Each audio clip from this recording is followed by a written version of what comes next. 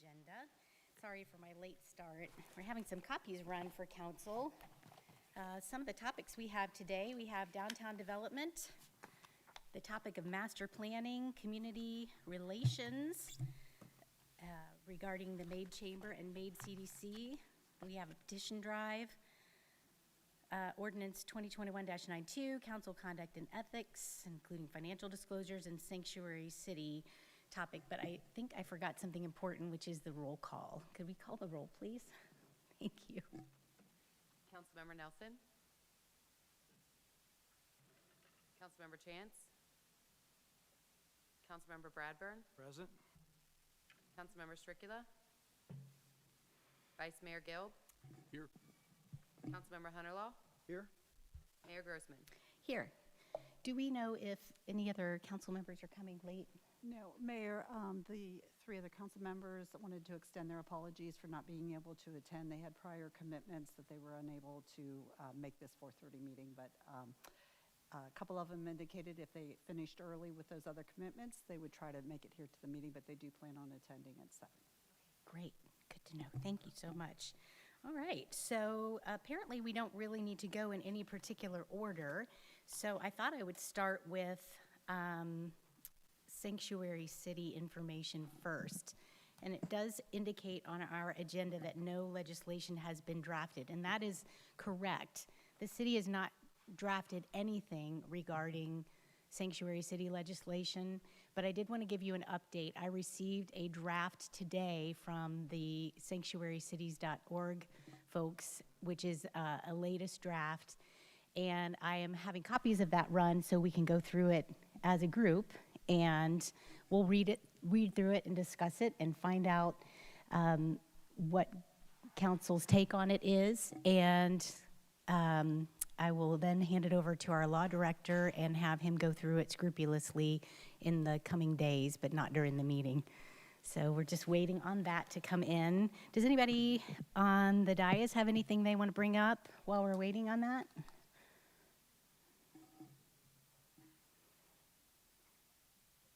Okay. Anything on regarding Sanctuary City? I'm sorry. Sure, yeah. I'll be getting those copies to you just shortly. Okay, thank you. Okay. The Policy and Legislation Committee has met at least twice, maybe 3 times. We've talked about 3 times, actually. Twice with all 3 of us present. And we asked our law director lots of questions, got some advice on things that would work and may not work well. And so I got back to the writers of the legislation and asked them to make some changes, and they have done that. And so we're going to go through that in a minute. And I'm sorry, it seems so awkward. I guess I could pull my computer up and read it from there. I can remember where I put it.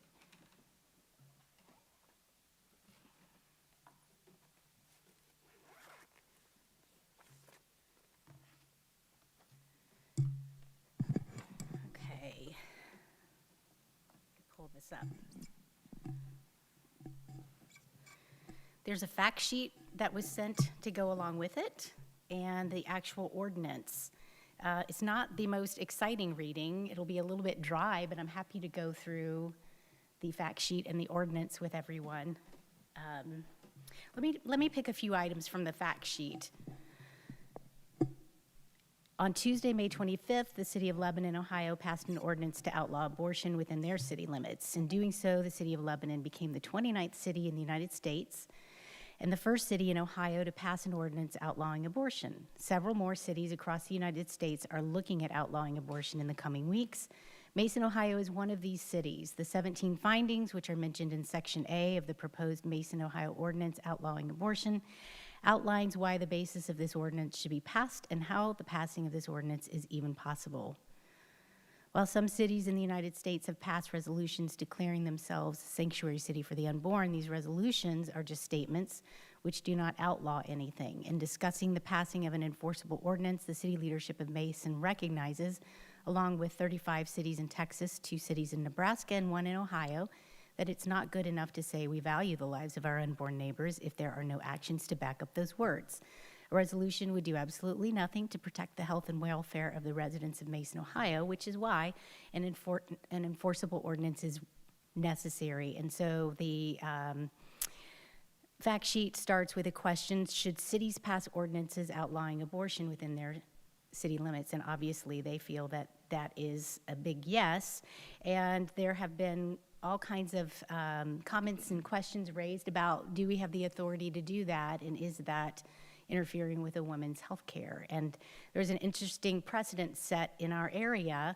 On December 9th, 2015, the city of Cincinnati voted 7-2 in favor of an ordinance banning gay conversion therapy. And while the city of Cincinnati was the first in the United States to pass such a ban, they would not be the last. Since then, over 80 cities have passed ordinances banning gay conversion therapy within their city limits. Of those cities, 19 are in Florida, 13 in Wisconsin, 12 Pennsylvania, 8 Minnesota, 7 are in each state of Ohio and Michigan, 4 are in Missouri, 3 in New York, 2 in Kansas, and 1 is in Oklahoma,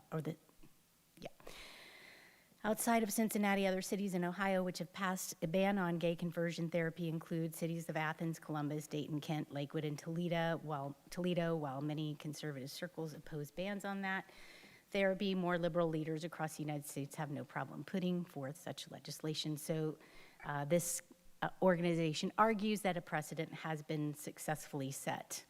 The passage of an ordinance outlawing abortion is no different than any other ordinance. This ordinance is being considered to protect the citizens of Mason, Ohio, and their posterity.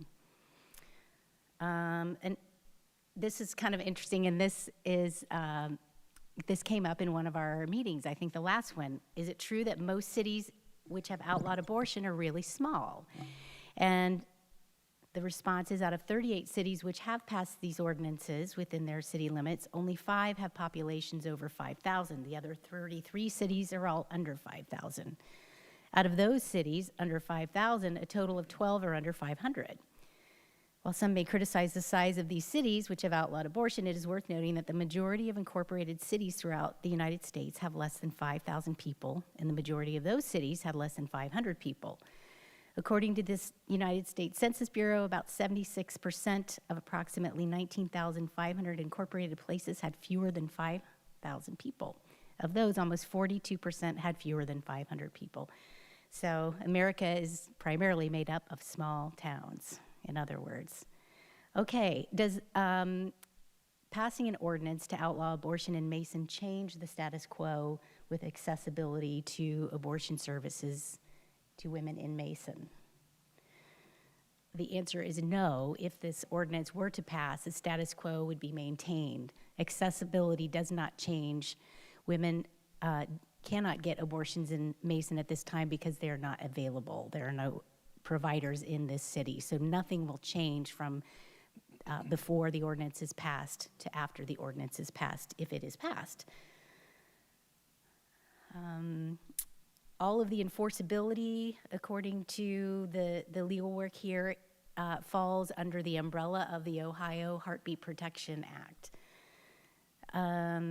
Does this go against Roe versus Wade or other court rulings? The document says it does not go against Roe versus Wade, Planned Parenthood versus Casey, or any other Supreme Court ruling, but works within those rulings and current federal and state laws to go as far as we legally can to prohibit and restrict abortion access under the confines of the undue burden standard, which was set by the United States Supreme Court in Planned Parenthood versus Casey in 1992. It should also be stressed that members of our current Supreme Court have questioned the validity of the ruling in Roe versus Wade and other rulings which have followed that decision, like Planned Parenthood versus Casey. Supreme Court Justice Clarence Thomas has even gone as far as to call Roe versus Wade farcical and stated that the Supreme Court can reconcile neither Roe nor its progeny with the text of our Constitution, and that because of this, those decisions should be overruled. In other words, even if the Mason, Ohio ordinance were to go against Roe versus Wade or Planned Parenthood versus Casey, which it would not, there are justices on our Supreme Court who do not believe that these matters are settled and are worthy of being re-examined. In other words, not super precedent, and they are subject to question or review. Is abortion health care? They answer no. And they cite work and research from an obstetrician who's done extensive research. Her name is Dr. Trandom, And she says the risks to women are fourfold. Number one, breast cancer. Women who have one abortion have a 30 to 40% increased risk of breast cancer in their lifetime. Preterm birth, because their cervix could have been damaged from an abortion, they have a 36% increased chance of having preterm birth. Uterine damage. There could be a hemorrhage that occurs when an active pregnancy is separated from the wall of the uterus. This can lead to severe hemorrhage, even death, and scarring, which can prevent future pregnancies, and mental health issues. And this one was kind of interesting to me. Women who have one abortion have an 81% increased risk of having emotional health problems that stays with them for the rest of their life, like depression, anxiety, post-traumatic stress disorder, and a higher rate of suicide. So I can't wait till Kurt gets back here so you guys can read this yourself. I'm so sorry. This is so dry. Sorry, I'm not criticizing Kurt. I'm sure he's really rushing. Let's see. Anything else to highlight? We talked about status quo in Mason. They give you some contact information for any questions regarding the ordinance, and we will get that. All that will be given to council. They also provided me with some statistics on small towns and population information. Oh, wow, that was amazing, thanks.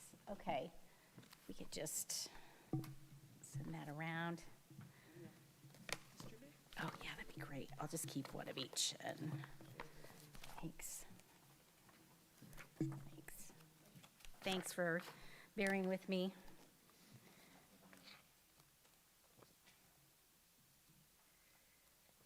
And I think these need to stay with council because of the top page. I think these need to stay with us because of the top page maybe. Okay. So do we have any extra copies for anybody out there? Or we can put one up on the overhead maybe, or we can just look through it. It is a work session, so it's more boring and we do more work. So if council could just take a few minutes to skim through it.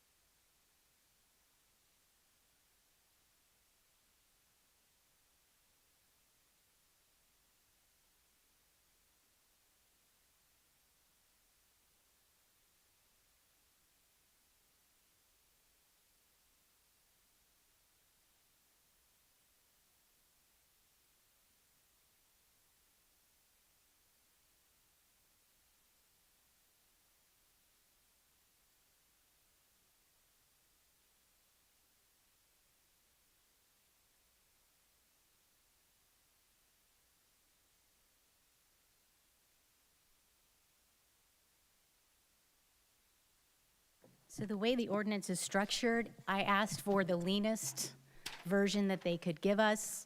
I talked to them about criticisms that were raised, including the issue on private health insurance provided by companies here in Mason. I have no idea if there are companies in Mason that provide abortion insurance for women. I have no idea.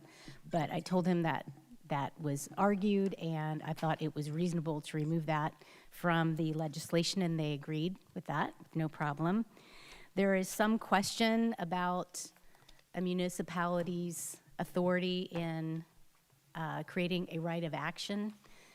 That was a question that I raised in a committee meeting, and while our law director did advise us, I can have him answer that if he wishes to, but that was a confidential piece report that he gave us on that question. I don't know what you want to tell him about that. I can't tell them anything about that. Yeah. It was an attorney-client privileged response. I don't have the authority to waive that privilege. Only counsel does. So, if counsel wants me to speak to it, counsel can authorize me to, but Okay. I don't have the authority to do that on my own. Yeah. Does anybody want that to occur? Yeah, I mean, I'll make a motion to hear that. All in favor? Yes. Any opposed? Is that good? Okay. Sure, but I mean, I think the question was just about, in Ohio, do municipalities have the authority to create a private right of action? And I guess that was a big motion, a lot of steps for me to say no. The Ohio Supreme Court has said that in Ohio, municipalities do not have the authority to create a private right of action. Only the state has that authority. Yeah. So I just asked, could you guys take out the private right of action, because I'm not sure that we have the authority to do that. And we've raised the question. Of course, I didn't give the legal opinion, but I just said it would be a lot easier if we just remove that. So that is removed also. So basically, it completely follows the Ohio Heartbeat Protection Act, the Ohio Human Rights and Heartbeat Protection Act. So everything is shifted, all of the burden really is shifted over to the state law. And we're simply saying abortion services cannot be provided in the city of Mason. And so the decision for council really boils down to if we have the ability to prevent abortions from taking place in Mason, which would prevent an abortion facility from locating here, would we support that? And is that in the best interest of the public? And so that's really the question that we're calling with this lengthy 13-page ordinance. And it goes into great detail. It explains it very well. I think it's a lot easier to understand and read through than the first draft that we were given. It's much more streamlined. I'm trying to remember what else I asked to have changed. It's very clear that there's no violation of First Amendment rights. People raise the question, what if you can't even talk to your child about something like this? And this is very clear. There's no infringement on First Amendment rights. That's made quite clear in this ordinance. And so council, my ask would be that everybody reads it carefully and gives us feedback on what your comfort level is, if and when we should bring this forward. And we need to give it to Jeff and have him go through it and make sure that all of the numbers match up with our codified ordinances and all of that is correct and accurate. So does anybody on the dais have anything? I know we're all kind of absorbing.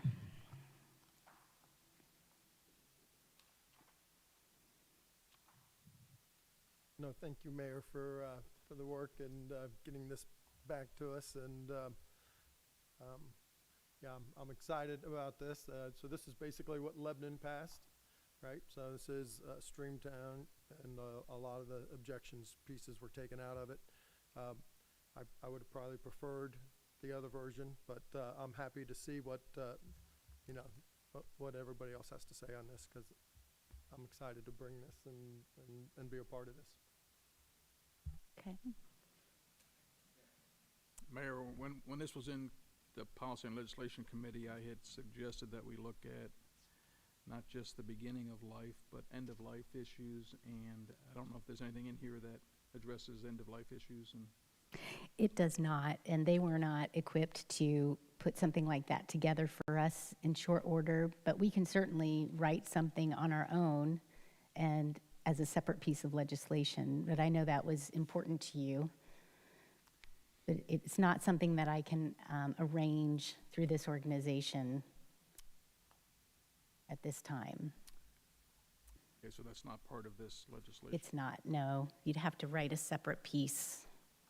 So I think if we're going to protect life, we should protect it not only at the beginning of life, but also at the end of life. And certainly there's an effort to unnaturally terminate people's lives when they get to the end of life, and I think we should certainly stand up and say that we don't think that's the right thing for Mason, Ohio. But I'll be interested in trying to craft some language along those lines. Okay, is that something you'll take on? Certainly, yeah. I don't know if any, I've actually asked the law director if there's anything out there, anybody that's addressed that issue.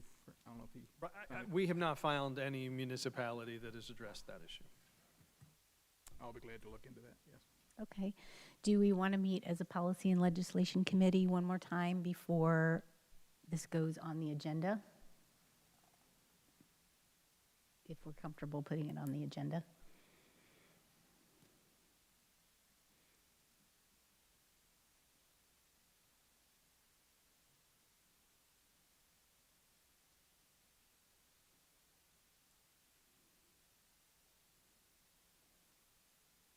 Councilmember Bradburn, do you have any thoughts?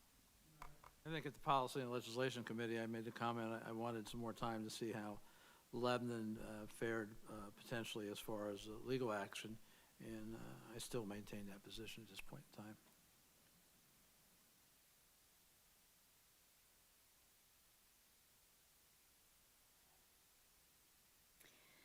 I feel fairly confident, not being a lawyer, that because the way this is written, the legal argument, there is someone filing a suit against the city. I mean, you could file a suit against the city for practically anything, but there has to be a plaintiff with standing or jurisdiction, and because there are no services being provided in the city of Mason currently, it would not change the status quo of accessibility to women. And there are certainly no penalties to the mother whatsoever in this legislation. And so that is the argument that this organization has crafted, this legal argument, which is effective. So I feel confident that the city would not be at risk.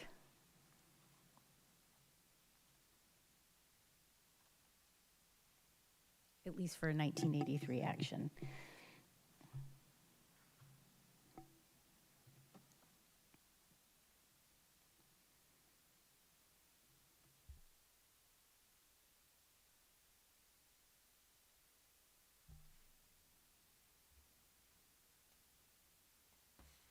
So I'm curious how critical it is to have the end of life put in this legislation versus writing something else, Mike? Adding it, as a separate piece, as an add-on, if this is already done, just to be able to get this going since it's been looked at for 4 months. Yes, so there's a letter that council has been given that's privileged and confidential from the lawyer that wrote this. And he pledges his legal representation from Ohio certified attorneys that will represent the city of Mason if a suit is filed. And so if we change it ourselves, we lose that ability to have their representation. So we would have to come up with a separate piece. They just don't have the capacity to create that for us at this time. They agree, they think it's a great idea, but they don't have the capacity to draft legislation on end of life. Right, and then we'd like to even explore different things we can do to help women in those situations too, at the city. So that are, there's a couple other things that could be still talked about, but this would have to be addressed by itself as an ordinance to be able to get that representation. I think that's important. Regarding Councilmember Bradburn's, I think that Lebanon's been out there for 3 or 4 months, and I think that the canary's still singing in the coal mine. So I think that's been a good long time to be able to see how that's held up. So I'd love to see this move forward.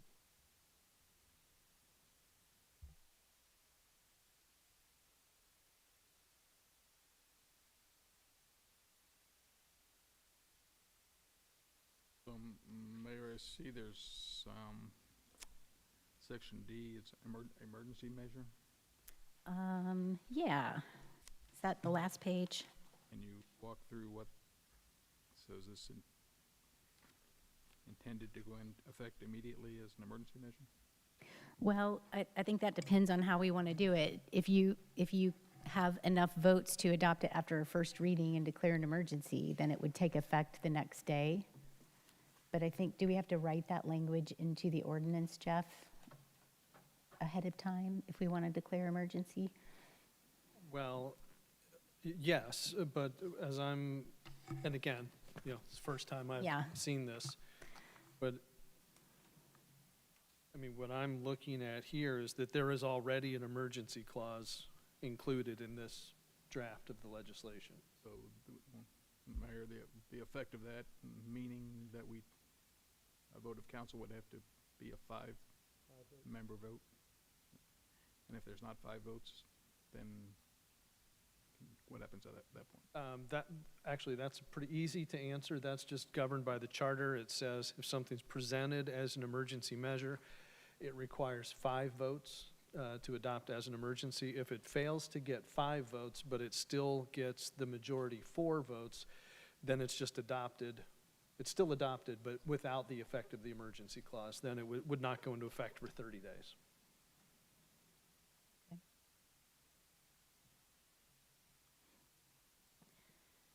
Good question.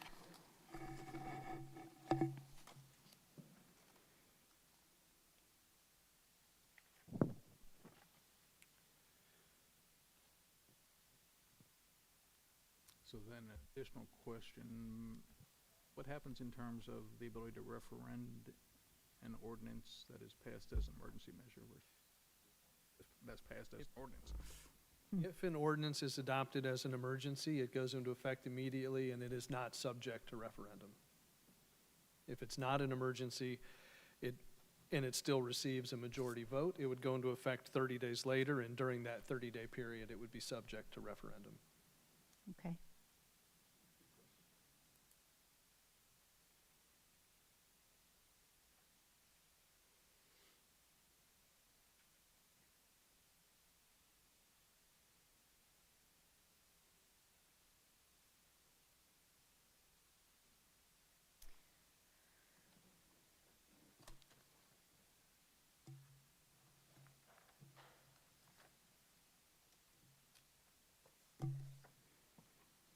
Does anybody have anything else any other questions on this? Suggestions? I haven't had the ability to read this latest draft carefully. I just printed it out and ran out the door. That's why I was late. I read an earlier draft on Sunday, and I asked him this morning to make some changes, and I got the changes right before the meeting. So I did tell him, I've got a meeting at 4:30. I need them really quick. So that was the best we could do.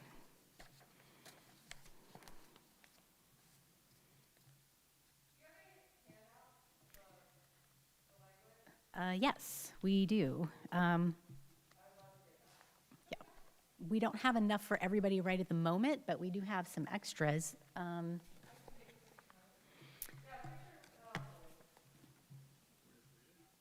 We could read the whole thing. 13 pages. Well, it's a public record, so if anybody wants it, they're entitled. They can Yeah, have, they would can get it a make copy. it easier for you guys to copy them now, or copy a few now, as far as? Okay. Okay. You could give us your email addresses, and we can get that sent to you. I was trying to think of the easiest way. Not yet. It's, someone from the audience is asking if it's available online. It's not yet available online. I was just trying to think of the easiest thing for you guys.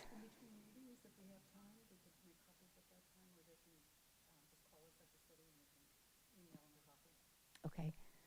If I can take names and emails too, if you want to.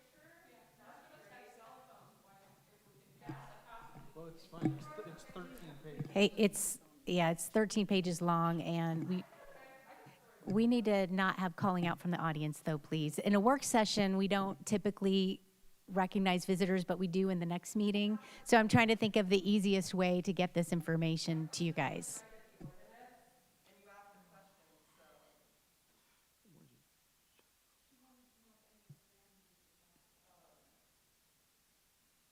We good? So we'll do our best to run some copies between meetings, and we can hand out to the people here. And we can also get emails and send them to you electronically. I'm sorry? You win? By when? Oh, okay, sorry, the mask. It's hard to understand. Email tomorrow, And, yeah, we could do that.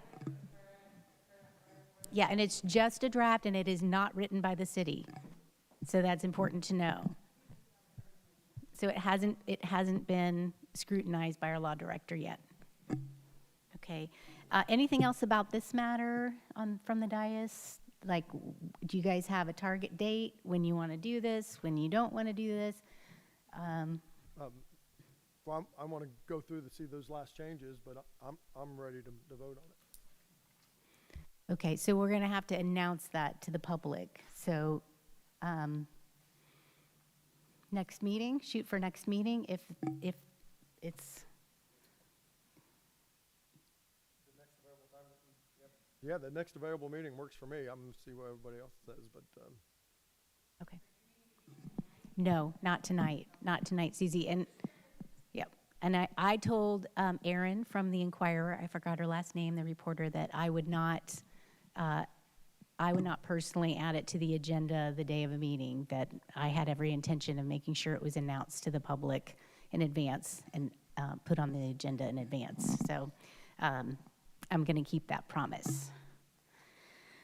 Okay.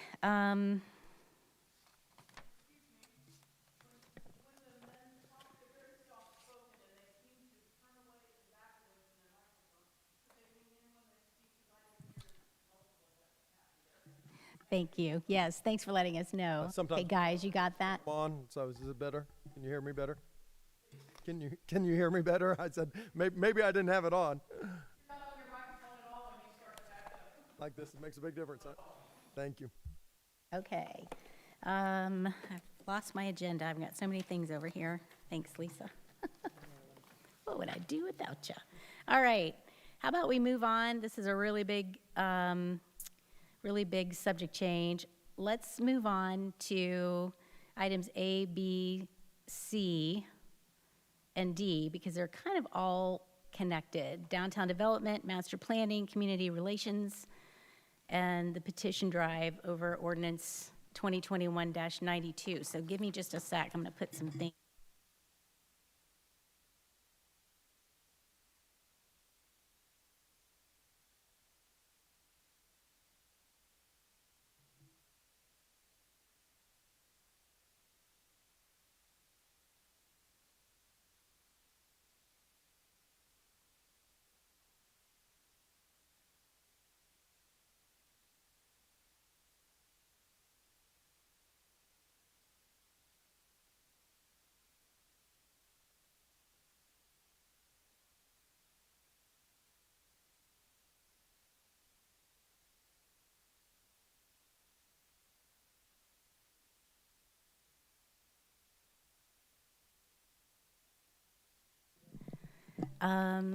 Yeah, so, all right, I made a PowerPoint presentation so that it would be slightly less dry for everybody, and I did my earnest best to try and address many of the concerns that have been raised in our council meetings and on social media and in the current petition drive that's going on. And I will admit that I'm kind of terrible at graphic design, and there might be some typos in here, but I tried to clean it up today. And so I'm just letting you know that all the claims addressed in this presentation are published at pauseplangrow.com, and then they have a Facebook page called Pause Plan Grow, and I used to belong to that page, but I got the boot, so I don't really know what's going on the page right now, but I'm not on it anymore. And then all the public documents related to this matter can be found at the link provided, and we can talk more about that as we go. You want to go ahead and give it a click? So just a quick pause in this, and we'll talk about the project overview. The image that you see is a rendering, a concept plan. Oh, yeah, sure.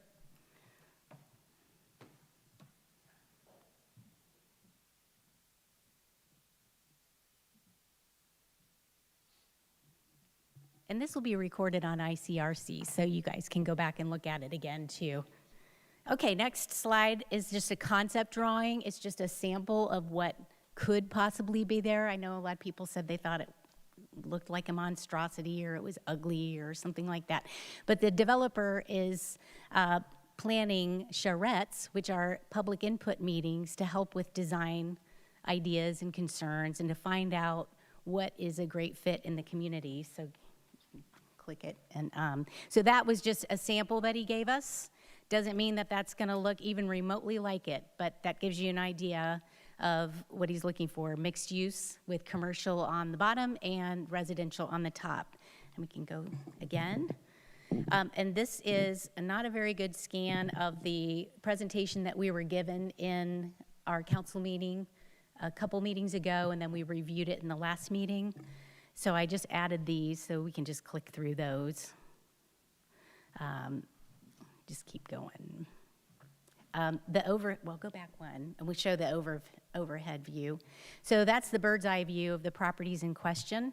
It's about, I think it says 4.5 acres total, 3.82 acres are from the city and 0.74 from Keystone Lot LLC. And you can see that that is this kind of the centerpiece of all of these little parcels that are contiguous. And so without it, it makes it hard to develop anything because there's a brown building on the Keystone Lot right in the middle of all of that. And his proposal to review is 100 to 120 high-end custom residential units, 15 to 20,000 square feet of commercial space, 217 parking spaces with 160 surface spaces, 20 available for public use, and 57 garage spaces. Wow, it looked a lot better on my small computer than it does in the big screen. We can go on. And then this was a really important slide, I thought. The team that negotiated this consisted of our city manager, our engineer, Kurt, our economic development director, Michelle Blair, and our law director, Jeff Forbes. And they followed some guiding principles: consistency, improve the deal for the to extract value for the public, develop benefits for the overall downtown area, and they were really going after the long-term quality of the development. And one of the things they came up with was a downtown development fund, and that's at the bottom here. And these were items that the developer agreed to at the city's request to add value to the proposal, and they are to be paid to the Downtown Development Fund over a 10-year period. And that was the $100,000 from the land purchase price, $175,000 from garage parking fees. So he would give us a cut of the income he makes from the rent on the garage spaces. $75,000 from the building permit fees would be put in this fund, and $500,000 from his rental unit fees, with a total of $850,000 in this fund. And it's important to note that the fund would be controlled by the city, not the developer. So the city, whoever's in charge at that time, would make the decisions on how that is reinvested back into the downtown district. Some thought that this was just meant to benefit the Keystone project, and that's not true. It's for the whole district. Can we move on? Thanks. Do you want me to click it? Okay, sorry, I feel bad bossing you around. Okay, again, concept.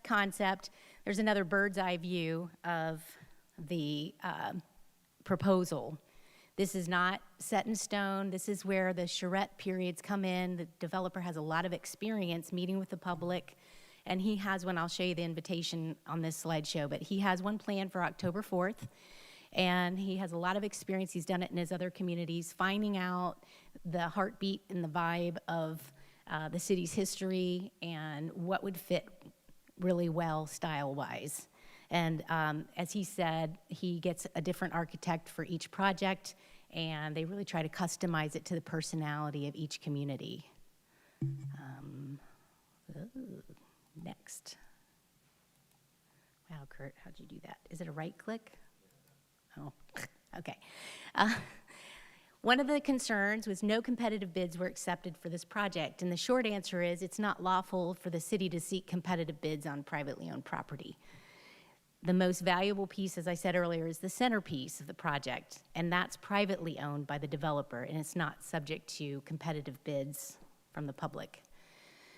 Another concern, giving away $1.4 million in taxpayer land. The county auditor values the city property at $400,560. At the time of the purchase, there were multiple structures on the parcels which were demolished, reverting the value back to that of raw land. The land was purchased for roadway improvements on Mason Montgomery and Route 42, which were completed. So when that $1.4 million was spent on those parcels, multiple parcels, they were full of structures. So the city felt it was worthwhile to spend that money to make those roadway improvements. They demolished the structures. So if you can imagine, you buy a lot for $100,000, you build a $400,000 house on it. Your house burns down, you clear the house off, and you're back to an empty lot. Can you sell that empty lot for $500,000 even though you had put $500,000 into it? Or does it go back to the value of raw land? And so that's why it's not valued by the auditor currently at $1.4 million, even though the city paid for that many years ago. Excessive abatement causes loss to the city of $2 to $6.6 million in tax revenue. So that's quite a range. I'm not quite sure how Councilmember Nelson came up with those numbers, but currently it's important to know city-owned properties yield 0 in real estate tax revenue for Mason or for schools. We don't pay taxes on the property we own. Every time we buy something, it stops generating tax revenue for the schools, the city, the county. So the city-owned property, that 3.82 acres, is not doing anything to raise revenue right now, and it hasn't since it was purchased in 2007, something like that. Most of it was purchased in 2007. So we're at net zero right now. We're actually probably a little below zero because we're, mowing the grass every week. So what will happen if the property is transferred to a private owner is all of a sudden the real estate tax is going to increase by 100% because immediately the current value, the $400,560 value of that property will start generating taxes from day one. The owner, the private owner of that will have to pay taxes. The underlying value of the project or the property is never abated. Only the value of the improvements is abated. That's important for the public to understand, and I know that's kind of hard. Tax abatement language is not always an easy language to understand. Only the value of the improvements are abated, not the underlying value. Oh, yeah. Oh, and the school compensation agreement, the SCA, and the pilot, payment in lieu of taxes, those are required to get the abatement from the city. And that's written as a contingency in our contract. So if the developer can't reach an agreement with the schools, everything's off. But the schools are getting 0. And so that payment in lieu of taxes or pilot could be very beneficial to the schools. And they will, independently of the city, negotiate an agreement. If they can reach one, then the city contingency is met. If they can't reach it, then it's not met and everything falls apart. The overhead relocation study, I crossed out $50,000 because there's not a price of $50,000 put in the final draft of the contract. In an earlier draft, there was a cost sharing proposed with a cap of $25,000 to the developer. But that relocation study to bury overhead lines should be paid for by the city because that's something that the public is responsible for. And the $50,000 corridor analysis study paid for by the taxpayers is for roadway improvement, a roadway improvement study, and to find possible solutions for parking. So all of that is really important and long overdue by the city, in my view. We should have been doing this a long time ago, and in good faith, I know I wanted to put it in the contract because I wanted to demonstrate to the public that we were ready to take action and start focusing on much neglected, long neglected needs of that East Main corridor. And so burying those utility lines would make it look so much better. It would be safer for all, less obstacles for things to run into. The lines will function better. The aesthetic is much better, and it just enhance the entire area. That's for the benefit of everybody. That's a public benefit. And the corridor analysis is to study what we can do to alleviate traffic concerns as a city, as a public service to the public. It's not as a benefit to the developer, it's for everyone, especially the neighboring properties. Eliminating 19 spots of public parking, which cost the taxpayers $80,000 to build in 2018. Oh yeah, I put those question marks there because I wanted to ask. I don't know all of the history on this parking lot, and I asked Jennifer Heft a few questions about that this morning. But real quick, the developer will provide at his expense 20 spots available for public use that he will create. Now in the contract it does say that he reserves the right to restrict the times if it's interfering with his ability to operate. So for example, if people are just parking their cars there overnight and leaving them and not coming back to get them or something like that, he may put up some signage to limit the hours. But he has every intention to make those spots available to the public. And the council majority is committed to finding other parking solutions as demonstrated by the corridor analysis and utility line study in the contract. Oh, and Jennifer, let's go back to that for just a second. So we're pretty sure it's 2018 it was put in. The information we found on it, I'm sorry, gotta move it up. The parking lot was originally approved by council and put in 2009, I believe is what we found, at a cost of roughly $35,000.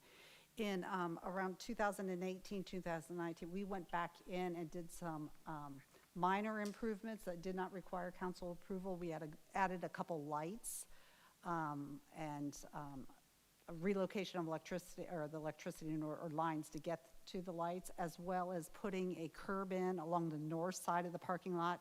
There was a lot of drive-through traffic occurring, and so we wanted to eliminate that. So that parking lot was put in, and then some in-house, we did some landscaping around it as well. And I believe we also put a little sidewalk back there in addition to that. So that was all, that did not require council approval. It was all less than $15,000. Mayor, Yeah. I just want to add on that point. I think it gets overlooked that if you were the owner of the Mason Grill or Common Beer or one of the businesses, Comet Pizza or something right there, and you're in fear of losing the 19 parking spots, which may, let's say that's 40 customers that could be coming to your business, but then there's going to be 120 units, and let's say that's 240 people living now right behind you, your business is going to thrive of a plus 200 people that are now walking distance from your business. So it's, you're not, so that's, so the point is that this is going to help all these businesses having 240 something people walking distance from these properties. And now the developers even said that he's going to share the property with some parking spots. So I just think that's just a win-win for all these businesses. Thank you. Thanks. Anybody else on that? Okay. All right, let's move on. All right, $775,000 in sewer tap and permit fees paid for by the taxpayers and $37,000 stormwater fees. So I might need a little help on this one, guys.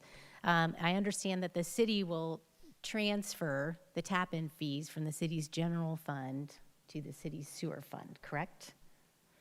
Okay. And do you want to explain that a little bit? Sorry, guys, I'm putting you on the spot. Permit fees are capped at $75,000, and those will go to the Downtown Development Fund. And the developer's cost is capped at $20,000 for stormwater fees. And I think where they got $37,000 was based on something from an earlier draft, maybe from the Mason Oaks project, which was just sort of a guess at what they would cost.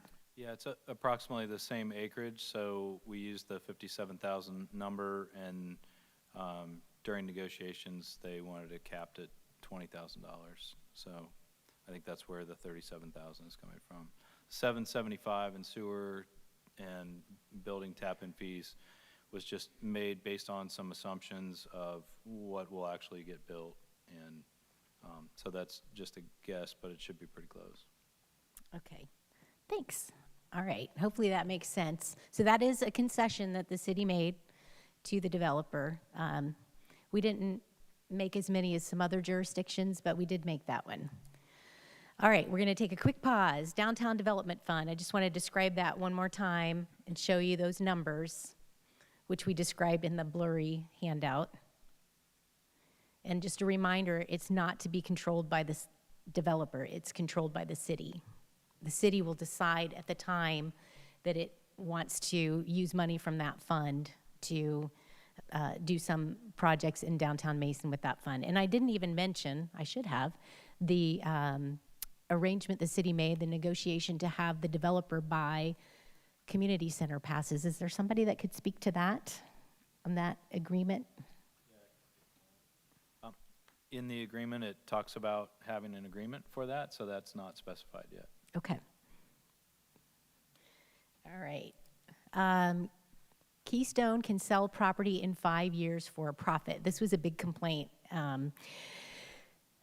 Here's what we figured out. Mason's experienced staff negotiated a 5-year ownership contingency to ensure the project's success. The Keystone owner has extensive experience as a developer, owner, and manager of the office buildings, commercial and residential and mixed-use projects. So I know I felt strongly that if he were to be in control of it, I mean, I think he has every intention of keeping it however long he wants, but we really wanted to make sure that his expertise was there and gave it a strong foundation to succeed. And then finally, Mason's strong economic and free enterprise system is based on capitalistic principles and supports the free transferability of the project after 5 years. So I thought that was a good compromise. We're asking him to hang on to it. We're giving him some incentives. We're contributing some incentives, but we also want him to stay in the project as long as possible. And I believe he has every intention of doing that.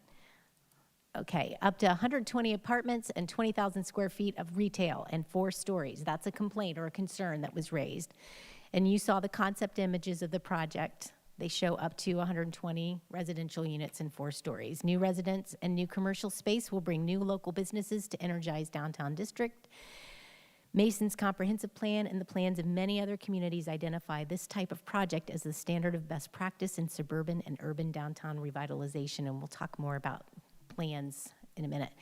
The city's giving away an access road currently used by businesses on East Main. And the answer is the city's not giving it away. It's not a gift or a present. It allows the city to it allows the developer to reconfigure this space. And so he asked that that be vacated by the city in order for him to do that. And just to let you know, sufficient roadway access, ingress, and egress will have to be maintained, and that'll all be figured out in the PUD process. Another quick pause. There have been a lot of rumors and misstatements and interesting theories posited on social media and some in our meetings. That there's a conflict of interest, that there's no master plan for downtown, that there's no community input, that it's been rushed through without transparency, that we'll never be able to improve the traffic, and we're getting the cart before the horse, and general PUD misinformation. PUD stands for Planned Urban Development, and that also is a language that we understand fairly well, but it's really tricky for the public if you've never had any experience with it. And I'm still learning. So I'll address the conflict of interest. There's no conflict of interest between council members or city staff and the developer. All staff and council members involved in Keystone Lot LLC negotiations certified in sworn affidavits that there's no known conflict or appearance of a conflict of interest per all the specifications of our Chapter 125 ordinance and our codified ordinances. Mayor? Yes. Can I just jump in there just for a second and just make sure everybody understands that it's been this council and these 4 members here that have passed the Chapter 125. We passed Chapter 125 so we didn't have conflicts of interest, to make sure everybody disclosed that, okay? We are the transparency group here that's trying to make sure that this is all out on record. And even just a couple of meetings ago, and I'm sure we'll get in tonight, I mean, we had said, let's bring it to the people so that way we can actually not make it, right now, currently, it's 3 council members have to turn on transparency. And that's not good enough. We're wanting to be able to make it so it's on all the time. And I think everybody would agree that's probably a good idea for city government. But we have 3 other council members that did not want to do that. And they'll be here probably later tonight, and you can ask them why.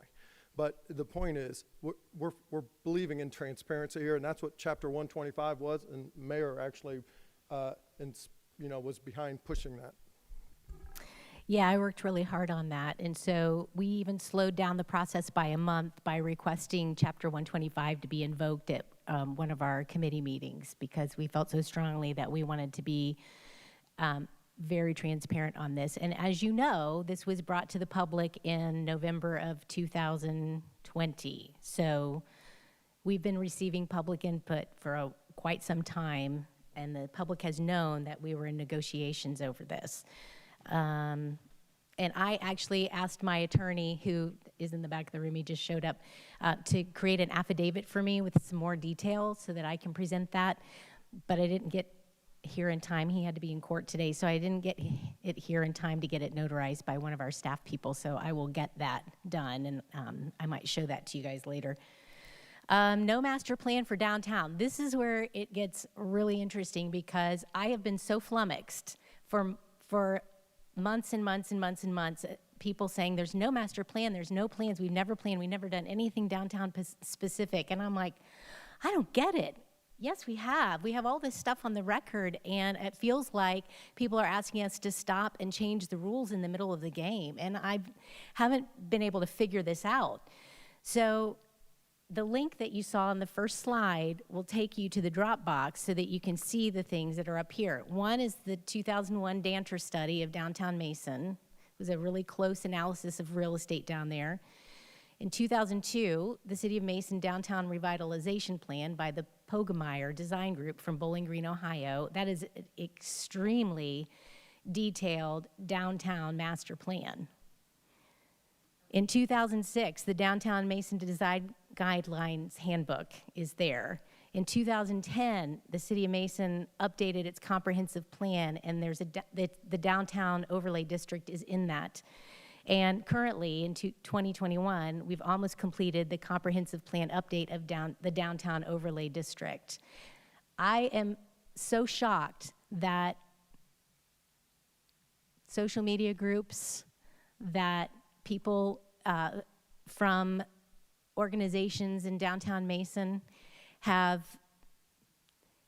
made this claim. It's not true. Mason has done extensive work. It has spent so much time and money, and I just am shocked that people would have amnesia about that and pretend that it never happened because they want to make something new. And I also don't believe it's right to chuck it. Now, it doesn't mean that you can't do something different, but to stop time and stop space and change all of the rules and to hurt someone, and a lot of people have been hurt over this, but to hurt innocent people because you have a different idea of how a master plan should be done, it's wrong. And I really wished that I had seen leaders from the MAID CDC, the MAID Chamber, people come out and say, you know what, actually Mason did a lot of work. The Downtown Mason Association worked very carefully with council in the early 2000s. And they spent tons and tons of time on this and extensive research and took great care. And the documents are all there. You can see them in the Dropbox, and you can go through and look at the detail.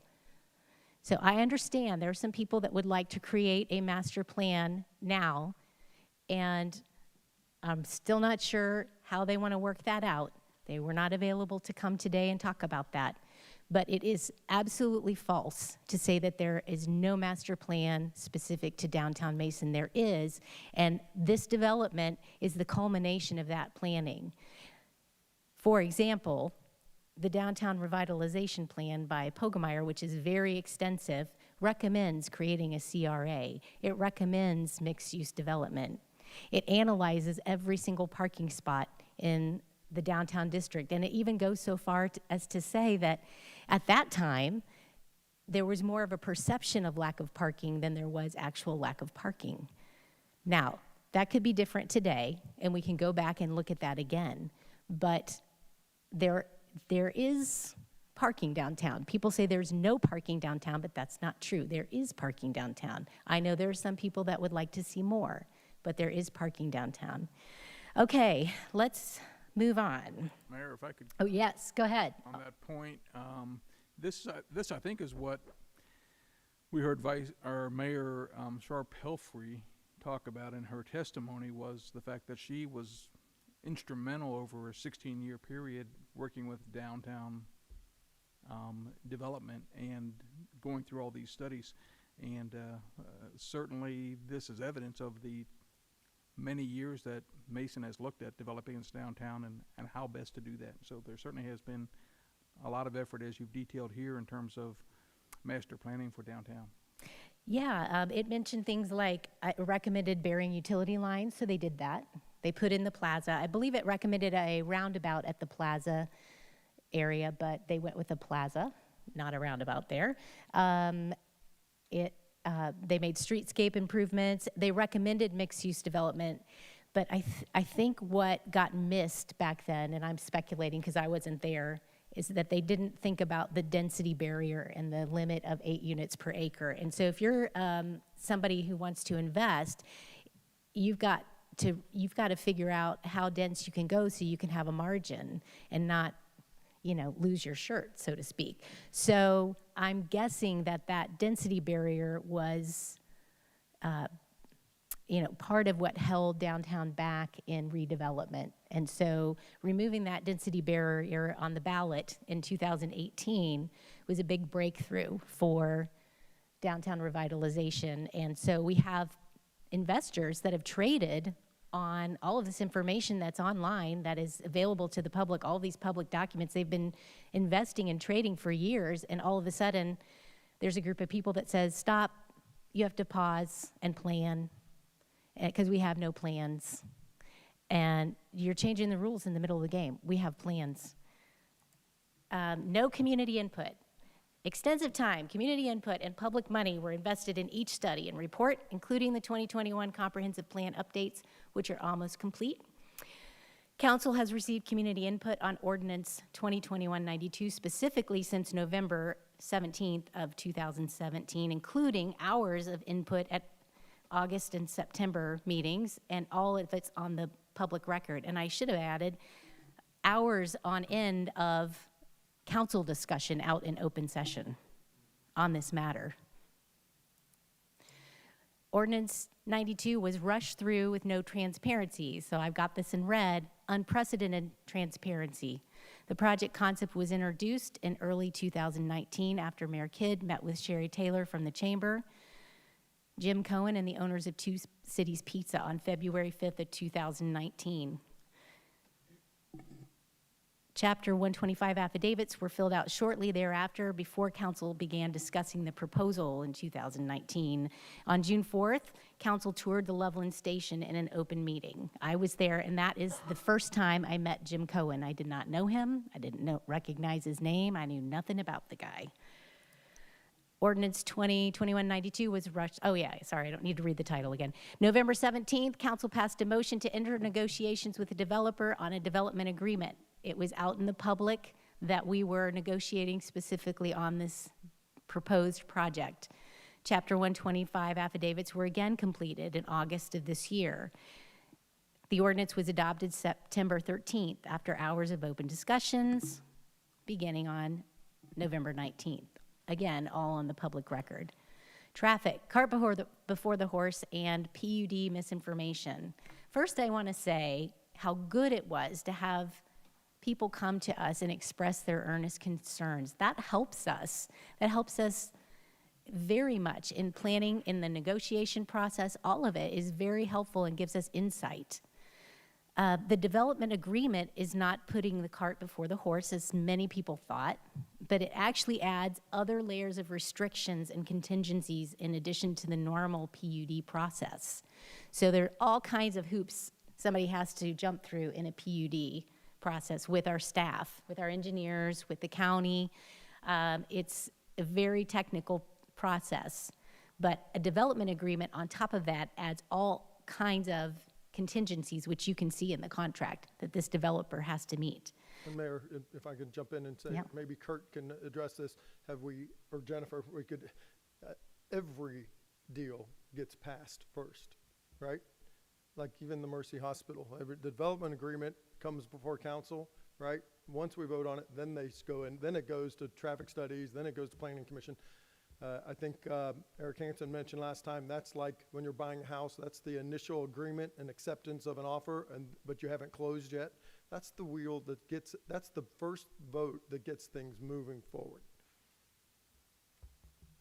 I mean, but it's standard operating procedure. Yeah, I would just add, with Mercy, the city is not the property owner, so Yes, that generally the agreement is with the property owner and whoever's looking to develop the property. In this case, the city's the owner. Thank you. Right. Thanks. City staff and developer are all highly experienced at addressing the concerns raised by our residents and visitors. And so we're really, really glad that you came. And just because some of us voted affirmatively to pass the project, it doesn't mean we weren't listening. I really hope people understand that. Sometimes people come to council and ask us to do things that I would never do. But it doesn't mean I'm not listening. We worked really hard to make sure we could extract public benefit, and it's okay to disagree, but it doesn't mean that I wasn't listening, or anyone else up here, or anybody on our staff. Mayor, can I jump in on that too? So it's when you serve on council, on your best day, 50% of the people love you and 50% hate you. You hear a lot of negatives from people all the time, okay? When we passed the roundabout over at Butler Warren and Western Row, we almost filled the room full of people saying, this is a bad idea, this is really not something you can do, and most of it's the people closest to that location that are being affected. But as a city council member, you look at what's good for the whole right there, and we know that and then you're listening to the experts on it, they're saying this is going to stop the accidents, this is for the best, and if you go drive by it now, you'll see a lot of that's just fear-driven of change of what's going on for the roundabout. Same thing would be true with 741? the 741 over, it went by on Kings Mills Road, the Kroger there. We moved that road. Literally filled the room, standing room only, of people that were unhappy that we were stopping that Parkside entrance into Kings Mills and making those changes. We understand. A lot of people don't like change. You know what I mean? And you start counting how many vehicles are driving by in front of there and how many people it affects, so it's going to help 20,000 a day that are driving by there. It's going to be safer and everything. But you got 50 people in the room that are telling you, I'm never going to vote for you again, I hate you, or whatever it takes at the time, because they don't like that. And so you get to the point, you hear people all the time, and you want to hear that. You want to hear people tell you their thoughts and their concerns. You have to weigh it by what, the experts on the city staff are telling you on situations. So I point that out is that this downtown development is not unique in that way.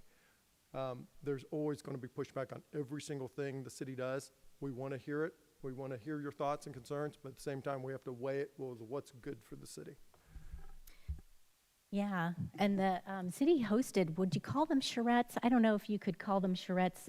You used traffic engineers, but you had events at the golf center where you had poster boards up and you showed people, and their feedback really helped the engineers with, to be mindful of buffering and different things that were raised. So it was a collaboration with the public, even though there were people that are probably still really unhappy that we're improving those roadways, but we have to keep the big picture in mind, the greater good, we needed to do those improvements for the safety of the public.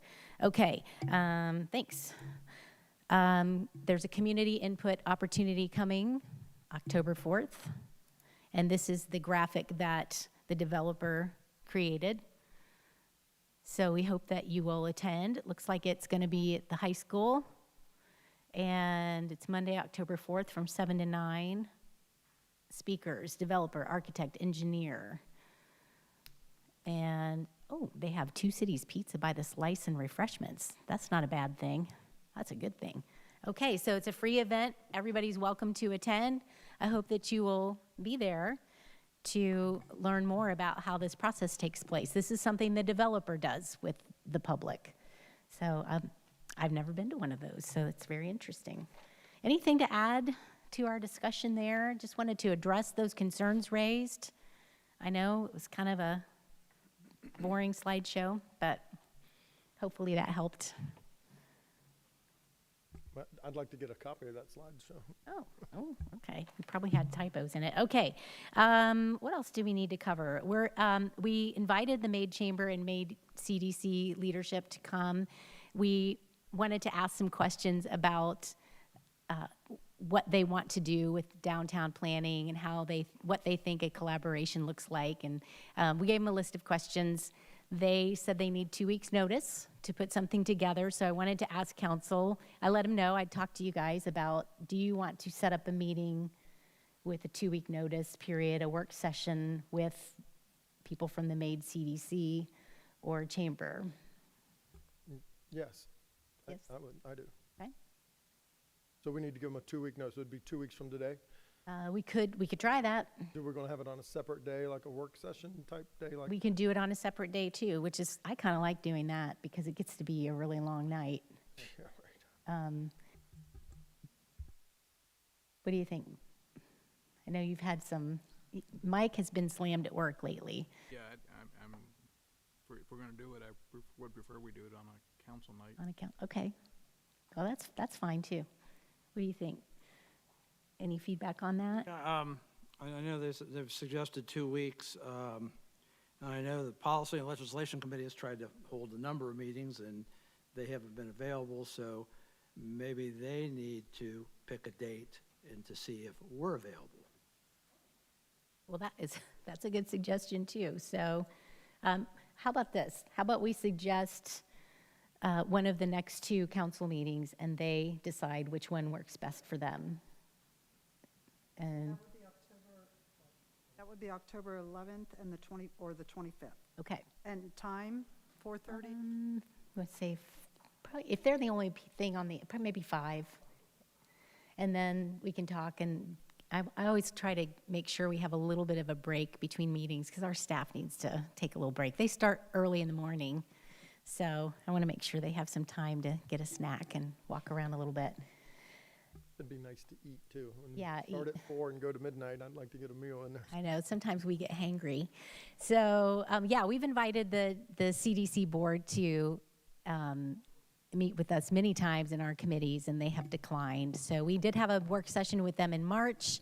We weren't able to get our questions answered. They didn't have the right people there to take on our questions about the CDC. That was very disappointing. And so hopefully we can try again and get some clarity on what it is that they are trying to accomplish. All right, we talked about downtown development, establishing that there is a history of master planning and a master plan does exist. I addressed some concerns raised by the folks behind the petition drive. Council conduct and ethics. That's where I wanted to talk about the financial disclosures. We definitely filled out the Chapter 125 disclosures, and I have an additional disclosure, and it is with that person in the back who's talking to a friend. So I will get that later. We already tackled Sanctuary City. Tom, could you bring me that paper that I asked for? Sir, thank you. Yeah, would you hand it to me? I want to go through that just on the record. I haven't gotten it notarized because I didn't have it in time, but I'm going to read what I will have notarized. Thanks. Is that okay. I'm going to fill out an additional affidavit that I had my attorney there write. And it basically says this. I'll just read a few things. I've signed the disclosure affidavits required by Chapter 125. I have no past or present financial or business relationship with Keystone Lot, LLC, or any of its owners, such as Jim Cohen, nor does my husband, Tom Grossman. Neither I or my husband have any financial or business relationships with any entity that is related in any way to Jim Cohen or any of his associates, family members, or businesses. Rumors that have been circulated to the effect that I have an inappropriate or disclosable relationship with Mr. Cohen or any entity as to which he is or may be involved with are false. Diana Nelson's claim that I have a close personal relationship with Mr. Cohen, which has included romantic dinners, date nights, and wine parties, are false and malicious. Another man from Deerfield Township that I do not know, Dave Myers, as well as others, have claimed falsely in Facebook posts that Jim Cohen is my best friend or a close friend, and suggested that I have a conflict of interest because of that alleged relationship with Mr. Cohen. While friendship relationships are not the basis for a conflict of interest under Ohio law, I have no such relationship with Mr. Cohen or anyone in his family or with any of his business associates.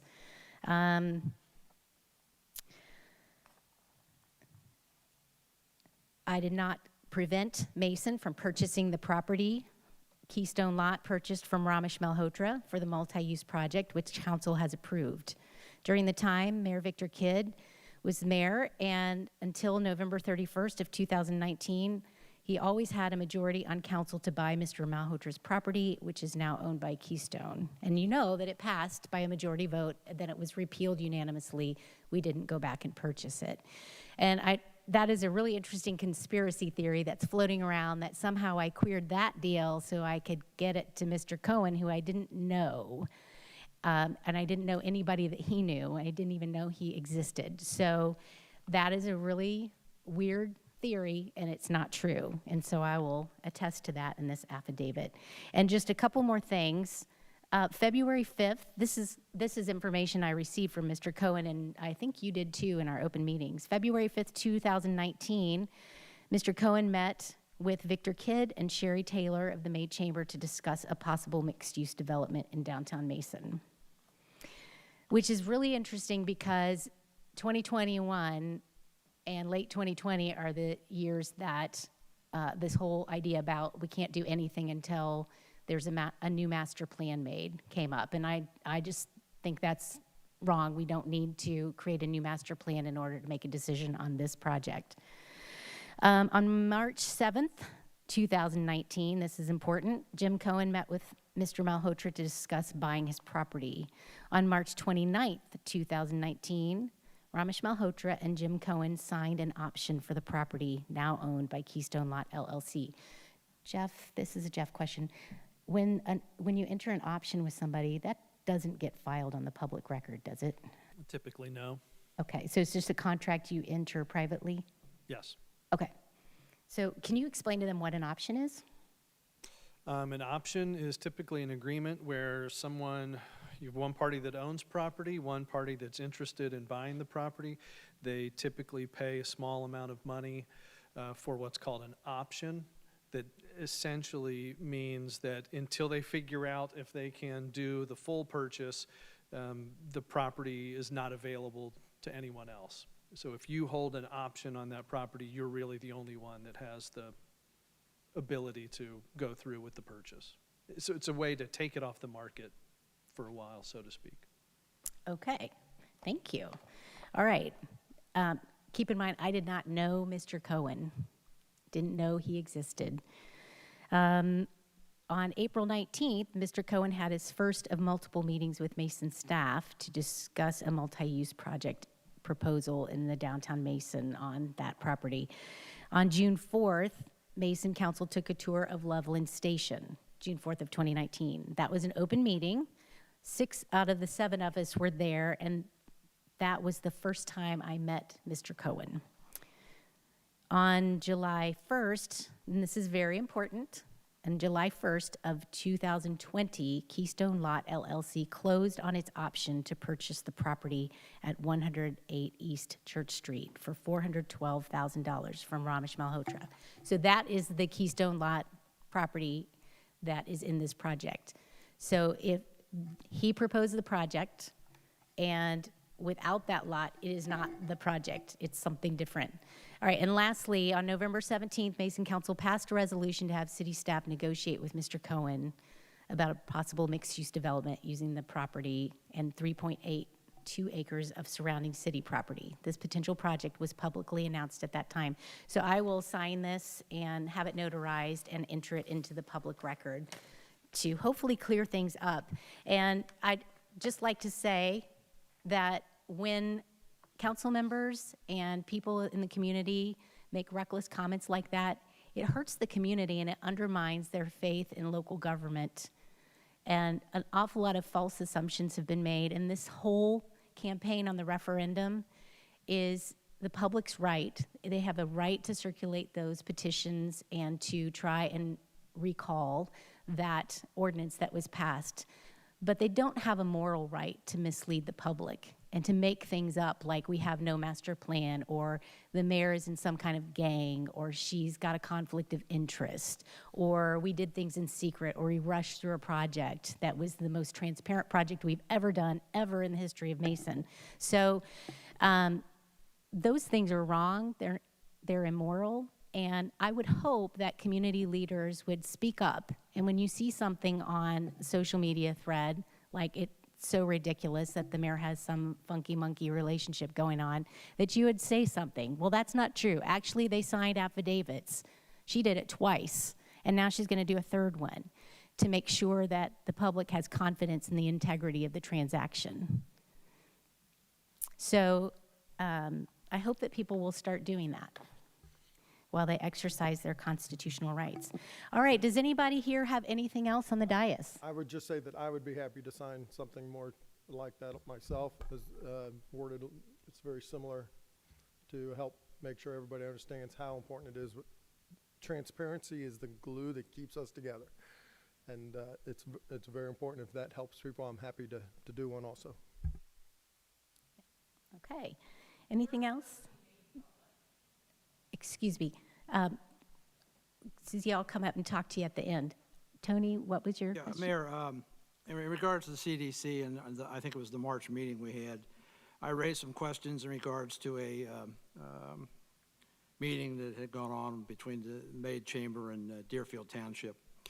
I do have a video of the Deerfield Township meeting. I will spare us the watching of that meeting right now. My questions were still not answered in regards to the meeting that was held, as you say, I assume it was March. I'll take that at its word. It was very unfortunate that the head basically just didn't want to answer in regards to my question of the difference between a letter that was sent to Deerfield. I really felt that letter that was sent to Deerfield was unprofessional, and we can have some discussion when we have our meeting with the CDC, and we can play the video at that time. Okay, yeah. I think that's important to acknowledge that kind of those questions being raised. I don't know, the meeting just kind of fell apart after that, and we had some angry board members of the chamber and only the director of the CDC, none of the board members from there, and they just wouldn't answer our questions. So they were more questions than just about what happened with Deerfield, but questions about the logistics and mechanics and goals of the CDC that are still kind of a mystery. We know that from her presentation that they wish to be the convening agency that helps coordinate downtown development and master planning, but we don't really know much more than that. Yeah. Mayor, if I may, I will pass out to council, and it's a public document. I did ask the city staff, and I thank city staff for an excellent job, as they usually do. They have transcribed the Deerfield Township Board meeting of May 21st, 2019, and anybody that wants a copy, it's public record, we'll give you a copy. Yeah. Because sometimes the video was a little hard to listen to, and the transcript basically, rather than individuals, it's Deerfield made. So you can pick up the drift of it there, and then we can have some discussions. Yeah. Okay. Okay? Anybody else? Well, I think we got done a little early. We were missing some people. I was hoping that we could talk a little bit more with our missing members, but hopefully we can pick up some of that in old new business. We can circle back around. So in a work session, we did not put, in the special meeting portion, we did not put public input on the record. So I know my friend Susie out there has her hand up. So I will talk to you after the meeting. So, yeah, so you can email the city, and they can get that to you right away, and I will have to get mine notarized tomorrow and drop it off here. My particular document, okay? So if nobody from the dais has anything else, do we need a motion to adjourn this portion? So I need a motion to adjourn. So moved. Second? All in favor? Yes? Any opposed? All right. Yeah, we'll reconvene at 7 o'clock, and in the meantime, I'll hang out and we can take some questions.